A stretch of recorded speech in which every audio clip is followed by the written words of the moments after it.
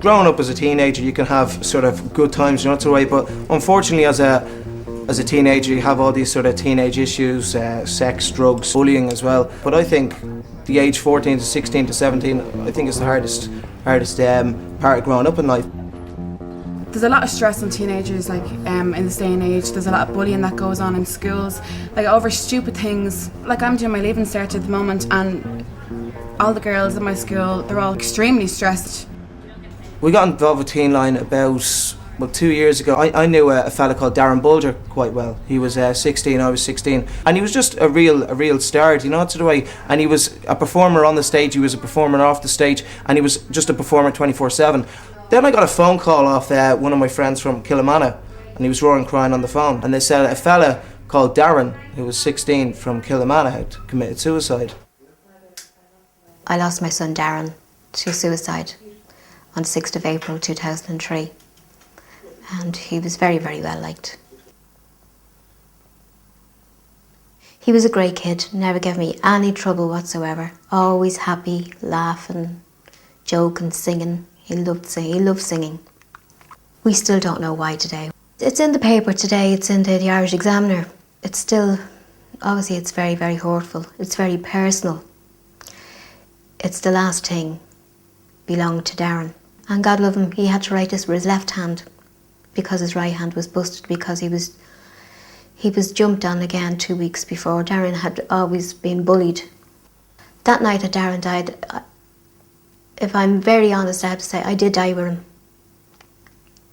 But I did, when he died, I made a promise. I made a promise to Darren and to other young people out there, especially the in-betweens, I call them. And when they feel that they're too old for Childline, too young for Samaritans, and really are not aware of any helplines that's out there. There's a gap there, there's nothing there for them, as in there wasn't nothing there for Darren. So then, this, I call her, she's the Archangel of Teenline.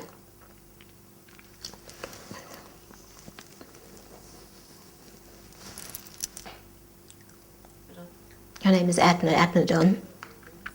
Edna and Judith. Judith is one of the angels in Teenline.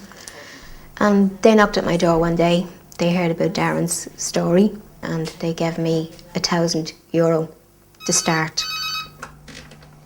Hello, Teenline Ireland. We have 20 volunteers, and at the moment we are actually training in some more volunteers. The training takes about 9 weeks. Okay. Some teenagers don't have anyone to listen to them. Both parents could be dead, or maybe just people working and they really just want someone to listen to them, not to judge them, not to give them advice, just to listen.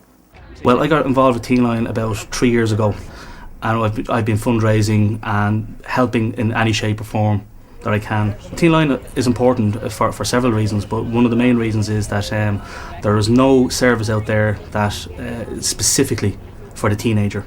And as we all know, the teen years are some of the worst that you can have.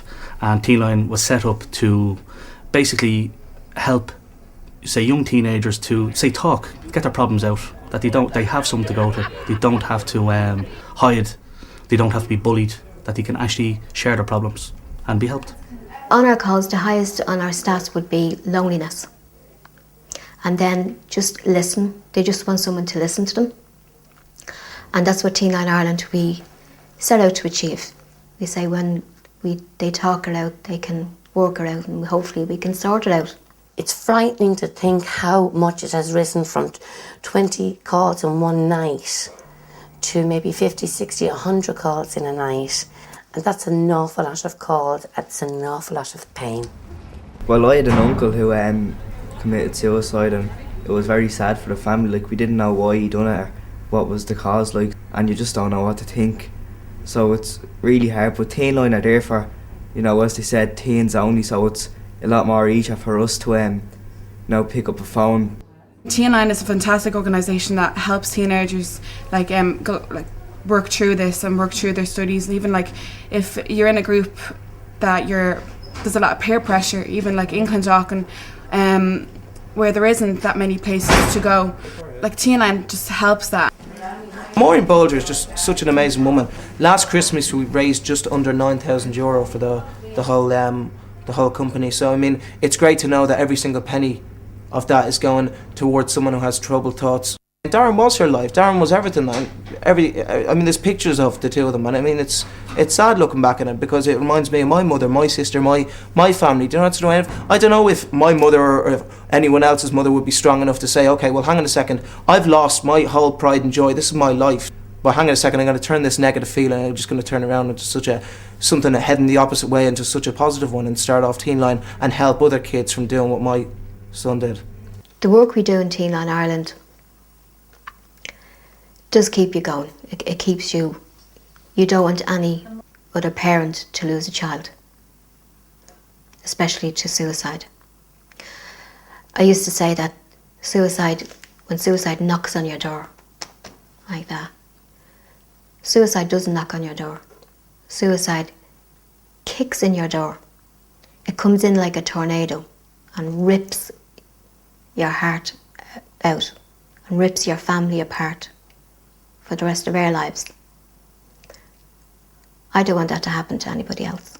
And he was so happy till happiness faded away. And it's such a shame that Sonny never made it through.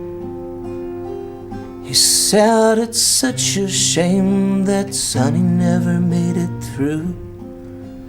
The priest said it's such a shame poor old Sonny never made it through.